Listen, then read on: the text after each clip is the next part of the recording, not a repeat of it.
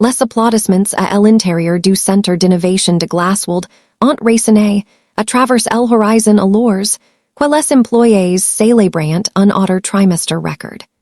Mais Maya Carter s'y tenait tranquillement prise du fond de la pièce, s'y sentant étrangement déconnecté de l'excitation, quittait le monde embrassait avec empressement.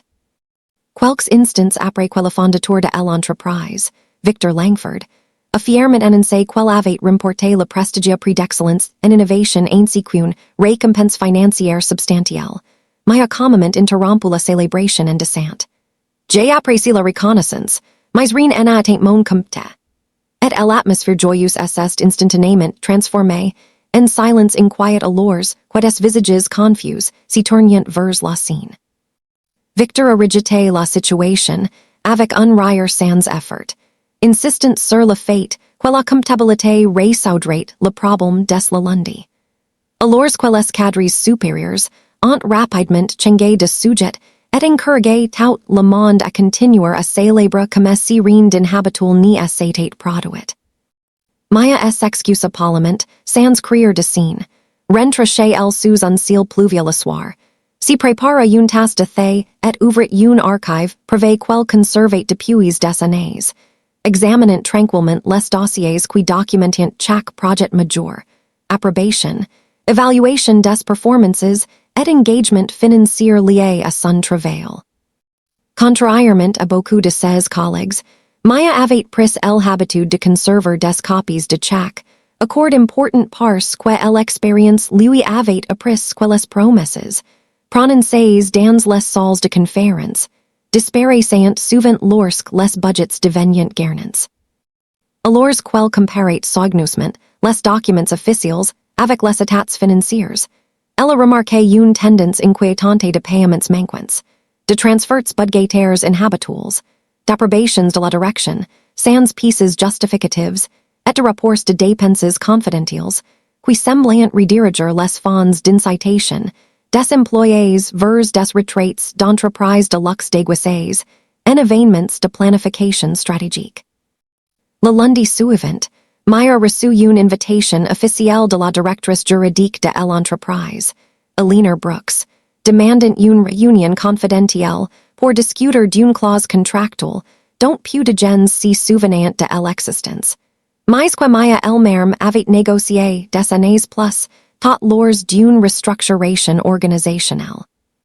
Assise calmement à travers la table de conférence polie, Maya expliquait que l'accord prodigiait clairement la propriété intellectuelle qu'elle avait personnellement créée et lui permettait de suspendre temporairement l'accès aux systèmes opérationnels propriétaires si la compensation contractuelle restait impayée au-delà de la date limite convenue.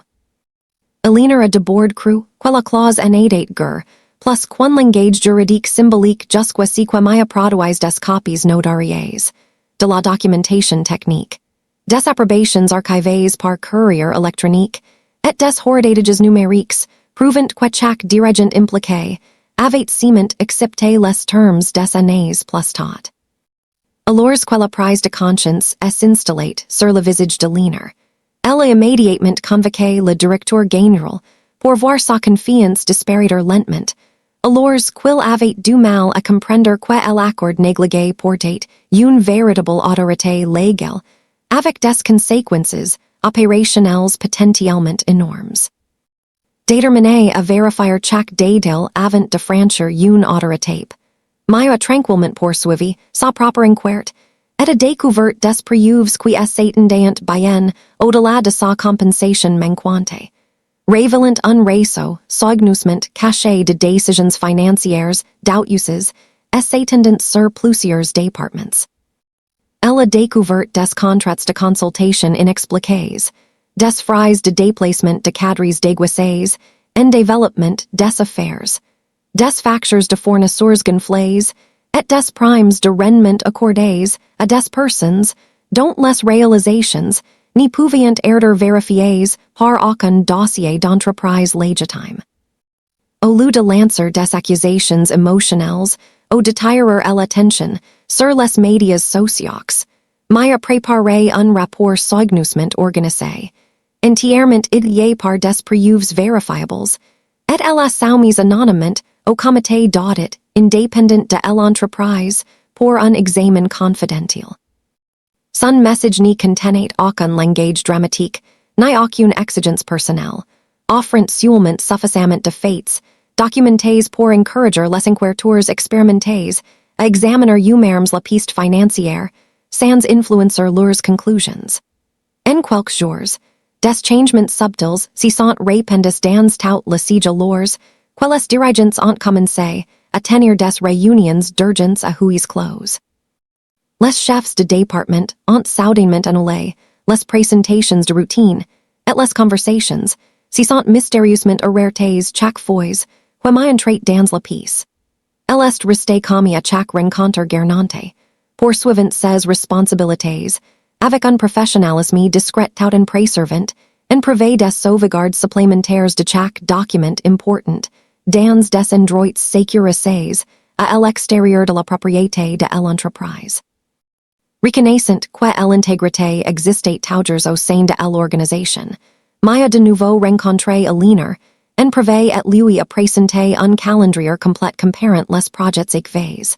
les incitations au rendement approuvés, les registers comptables et les cartes financières inexpliquées et s'étendant sur plusieurs années. Le directeur juridique assist lentement rendu compte que protéger la vérité finirait par s'y protéger. Et elle a discrètement transmis les preuves aux membres du conseil d'administration, avant que la situation n'y dégénère en un scandale public beaucoup plus vaste. Au fur et à mesure que les auditeurs internes examinaient la collection croissante de dossiers, de plus en plus d'employés fournissant volontairement des informations sur des demandes de paiement inhabituelles, des procédures d'approbation déroutantes, et des instructions confidentielles qui en avaient jamais semblé appropriées mais qui étaient auparavant ignorées par pure incertitude. Chaque nouvelle déclaration renforçait le même tableau troublant, révélant une culture de leadership où la responsabilité avait progressivement été remplacée par la commodité personnelle et la manipulation financière cachée sous un langage administratif compliqué. Tard dans la soirée, le directeur général a approché Maya dans la structure de stationnement presque vide et a tenté de résoudre le différend par des négociations privées, promptant un paiement immédiat, des incitations généreuses et de futures promotions si elle acceptait de retirer ses protections légales. Maya écoutait respectueusement avant d'expliquer qu'une véritable responsabilité n'y pourrait jamais errer, et que une fois que la confiance avait déjà été rompue, laissant l'exécutif sur la côté de son véhicule de luxe, alors qu'elle s'éloignait tranquillement. Le lendemain matin, le conseil d'administration a organisé une réunion d'urgence sur la gouvernance à laquelle ont participé des spécialistes externes de la conformité, des conseillers juridiques, des inquiéteurs financiers et des administrateurs indépendants déterminés à comprendre tout l'étendue de la crise en développement. Des présentations détaillées ont démontré que les cadres opérationnels de Maya constituant la base de nombreux processus métiers essentiels. Et parce que les obligations contractuelles avaient été violées, les restrictions temporaires de licence avaient légalement limité l'accès jusqu'ici que le différend soit correctement résolu. Confronté à une documentation accablante, le conseil d'administration a accepté les conclusions, autorisé des procédures disciplinaires contre plusieurs cadres supérieurs, ordonné un audit médico-légal indépendant, et assist engagé à reconstruire la structure de gouvernance de l'entreprise grâce à une surveillance transparente, et à des normes éthiques plus strictes.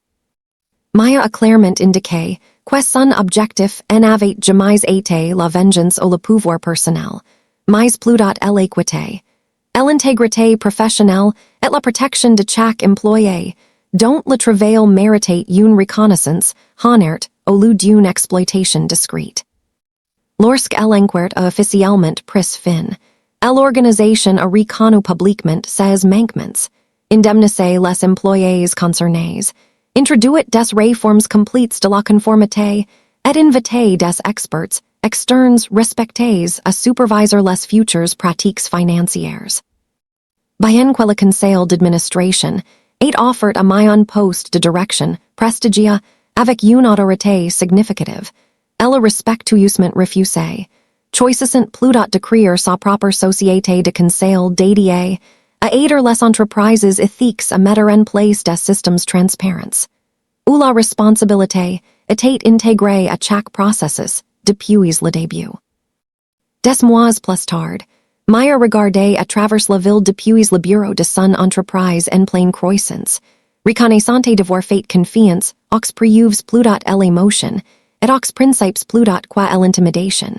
sachant que le succès durable repose sur l'honnêteté plutôt que sur des raccourcis ou des compromis cachés. Abonnez-vous à notre chaîne et partagez cette vidéo avec vos amis et votre famille. Nous créons des histoires divertissantes et inspirantes pour nos téléspectateurs, et votre soutien nous aide à continuer à créer un excellent contenu pour vous.